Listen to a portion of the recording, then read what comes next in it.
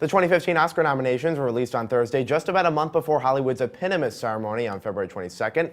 But with the movie industry changing amid the rise of streaming video, how important are Academy Awards to a film's success? I'm joined on set by Matt Lieberman, a director in PwC's Entertainment, Media, and Communications practice. So Matt, do Oscar nominations make a difference anymore in terms of how well a film does revenue-wise?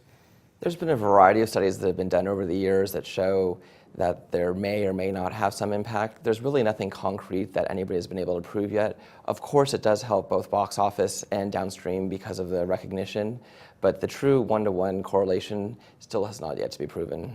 And are people still going to the movies, especially with how popular streaming video is? When we're talking Netflix, talk to us about the latest trends in movies.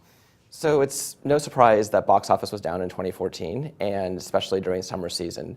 We just released some research, and what we found was actually some positive news. So yes, it was down. We all have bad years, but it was also a year when there was a lot less sequels as well as franchises, the big blockbuster films.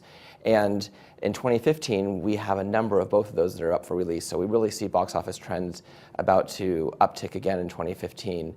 But as far as the movie-going experience, we heard very positive things from consumers in the study we just performed. Number one, they still love film content. Less than a quarter of them actually wanted better content. They still love going to the theaters. Over 80% of them still prefer to go see a film in the theater. And they like the theater-going experience. Very few of them actually said that they have had a decrease in experience. They like better seats, better technology, better concessions, food and beverage options.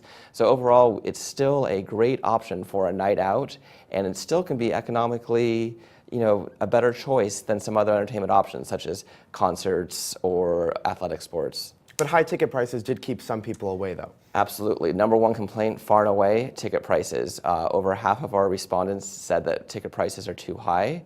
However, it hasn't really stopped them from going to the movies. Ticket prices will continue to increase, and there is still a surcharge for 3D that many consumers are upset about.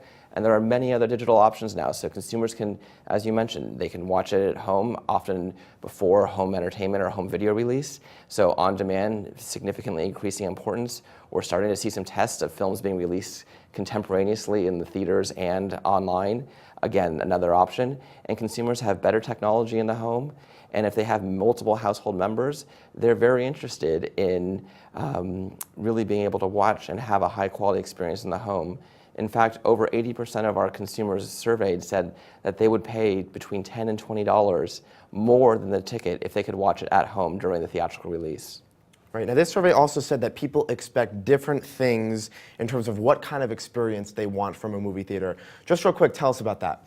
So there were three that really jumped out. Number one was the ability to have a monthly subscription service. And we're starting to see some tests of that both in the US and abroad. So being able to pay a certain amount of dollars per month to see an unlimited amount of films. Number two was about having cheap last-minute seats, similar to what we've seen in theaters or anybody who has a capacity demand model like the airlines.